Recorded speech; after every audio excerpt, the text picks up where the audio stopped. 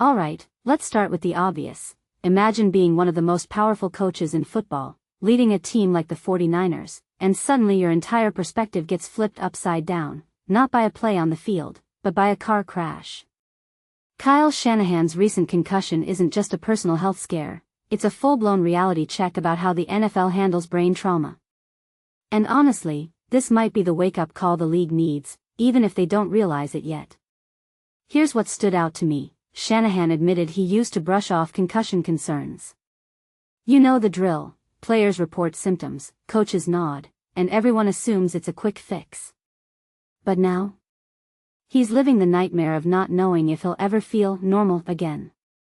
And here's the twist, he's comparing his accident-induced trauma to the sports-related concussions players deal with. Personally, I think this is where people get it wrong. Whether it's a car crash or a helmet-to-helmet hit, the brain doesn't care about the cause. The symptoms? The fear? The recovery? They're all the same. But Shanahan's revelation isn't just about empathy, it's about dismantling the myth that coaches can manage concussions without walking in the players' cleats first. Now, let's talk about the elephant in the room, players hiding symptoms. The article drops a juicy detail about Peyton Manning allegedly tanking baseline tests. Let's unpack that. Why would a future Hall of Famer risk his health? Because football culture rewards toughness. Players know the system, if you look weak, you lose your spot. And Shanahan? He's now in a position to change that. But here's the deeper issue, this isn't just about one coach. The NFL's entire history with concussions is a dumpster fire of denial. Congress had to step in 2009 to force the league to care. What does that say about the system? It took lawsuits and public outrage to make them take it seriously. Even now, there are lapses.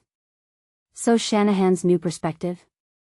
It's a band-aid on a bleeding wound unless the entire league shifts its priorities. But here's where Shanahan could actually matter, trust. Players see a coach who's not just spouting protocols but living them. Imagine a rookie with a headache thinking, "Coach knows what this feels like." That trust could make someone speak up instead of hiding symptoms. And from my perspective, that's the real win here. Not just rule changes, but human connection. But wait, let's not get too optimistic. Shanahan's experience was from a car accident, not a football hit. Players might think, you didn't take a hit for the team. You don't get it. So how much will this actually bridge the gap? That's the question nobody's asking. And then there's the bigger trend, football survival. As CTE research piles up, parents are pulling kids from the sport. The NFL needs to prove it's not just protecting its image but its people. Shanahan's story could be a tiny pivot point. A coach who once prioritized winning over warnings now advocating patience. That's the kind of narrative that shifts culture.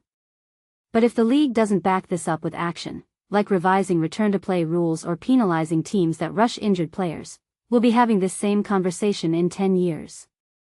So here's my closing thought, Shanahan's concussion might be the NFL's last chance to show it values brains over brawn.